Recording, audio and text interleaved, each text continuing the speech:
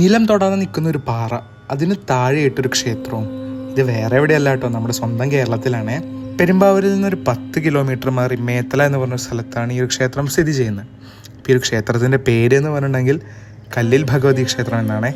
ഏതാണ്ട് ഒരു BC 300 കാലഘട്ടത്തിൽ ജൈനമതത്തിൽപ്പെട്ടവർ സ്ഥാപിച്ചൊരു ക്ഷേത്രമാണ് ഇത് എന്നാണ് കേട്ടോ വിശ്വസിക്കപ്പെടുന്നത്.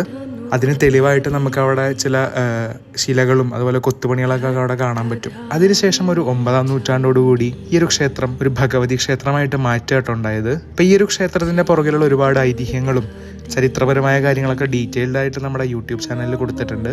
എന്തൊക്കെ പറഞ്ഞാലും ആ ഒരു നിലം തൊടാതെ നിൽക്കുന്ന ആ ഒരു പാറയും അതിൻ്റെ അടിയിൽ ഇങ്ങനെ നിൽക്കുന്ന ഈ ഒരു ക്ഷേത്രമൊക്കെ ഒരു അത്ഭുതം തന്നെയായിരുന്നു പോയി കാണാൻ.